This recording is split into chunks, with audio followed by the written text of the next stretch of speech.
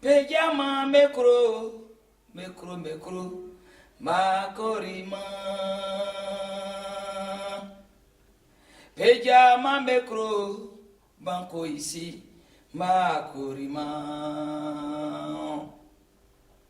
O nam peye, o nam peye, ma mekro.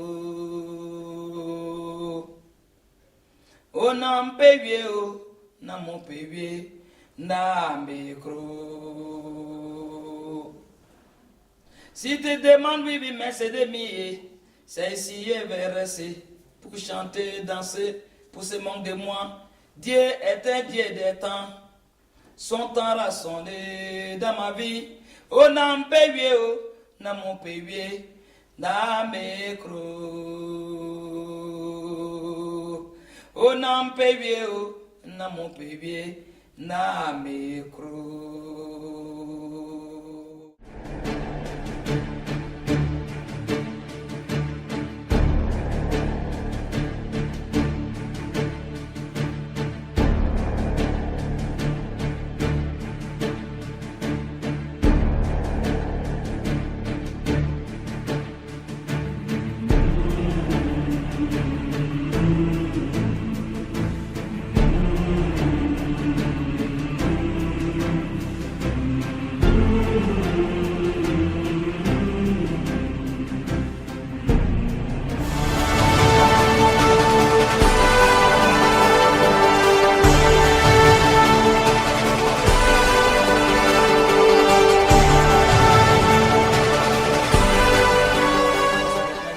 À l'école, il n'a pas eu la chance d'aller à l'école comme les autres enfants d'aujourd'hui. Il y a eu beaucoup de difficultés parce que, étant un enfant, à l'âge même de bébé, il n'était même pas encore sévré, selon ce que ma mère m'avait dit. Elle a été au marigot et mon père m'a soulevé par son âme. Mais c'est sûr quoi Dieu. Dans le nom Islam Salia, qui m'avait soulevé avec ma demi-sœur, nous a conduits à secours et m'a remis à une de ses tantes, côté maternel, précisément à Soko. Et cette pauvre femme aujourd'hui aussi, par son âme de vibri, elle a été comme une mère pour moi. C'est elle que j'ai connue en tant que mère biologique. Mais en ce temps, il n'y avait pas à faire des jugements.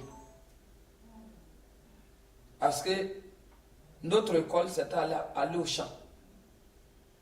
Et dans les autres temps, comme je le dis, ma mère étant quittée au marigot, qui arrivait, qui a cherché sa fille.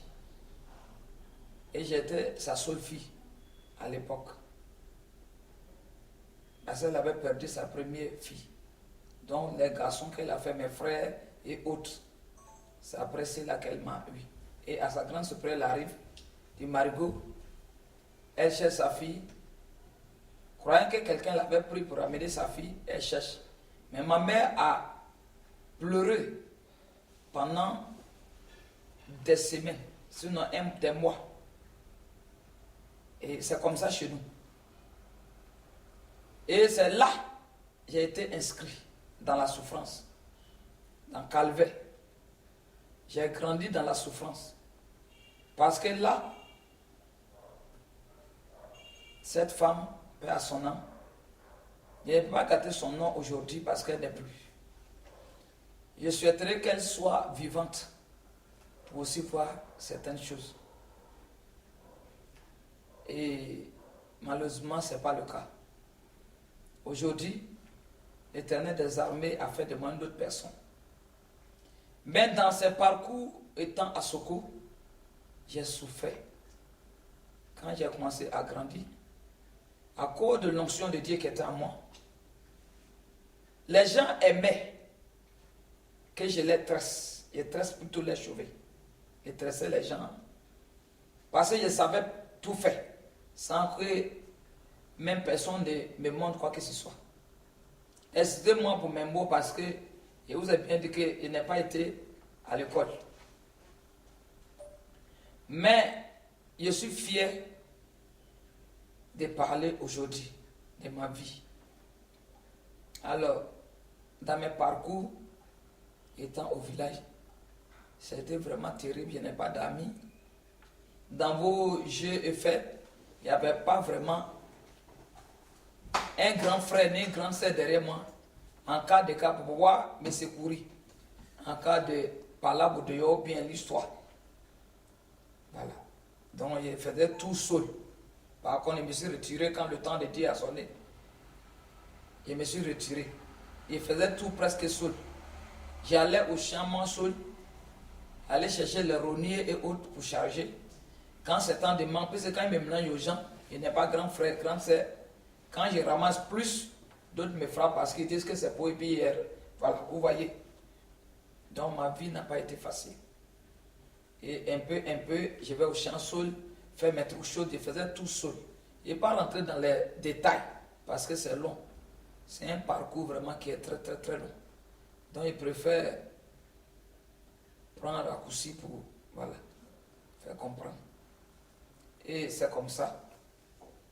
Un peu, quand un jour, ma grand-mère qui m'élevait, qui m'a plutôt élevé, avait une de ses nièces et façons qui était mariée. On envoyait, on appelle ce village-là Tunchouan. On ne sait pas Tunchouan, Kanina. C'est un petit village, un petit campement de Koulango et autres.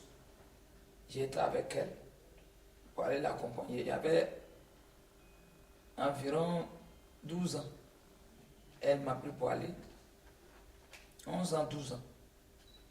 Et elle m'a pris. On allait, parce qu'elle venait de se marier. On m'a dit, choisis de l'accompagner. Laver ses assiettes en attendant. Et c'est là aussi c'était un calvaire pour moi. Parce que, étant même à Soko, personne ne m'aimait. J'aidais les gens, moi j'étais toujours seul. Je tresse les gens, mes cheveux étaient sur ma tête comme une folle. Les gens me bousculaient. Quand je réagissais d'une autre manière, on me prenait comme une folle. Et ça, cette femme m'a pris pour aller. Arrivé là-bas, c'était calvaire. Elle me battait sur tous les plans. Elle me montrait toutes sortes de calvaires. Son mari, par son âme aujourd'hui, cet homme vraiment était le nom de Abou. Il était vraiment, c'était un homme bien. Elle était une femme terrible, mais son mari était doux et bien. Lui prenait soin de moi. Qui ne prend pas aujourd'hui. Et un an, il était devenu comme balai. Il y avait une famille Koulango qui me cachait pour me donner nourriture. Quand on va au champ, elle me donne des bagages qu'elle ne pouvait pas porter.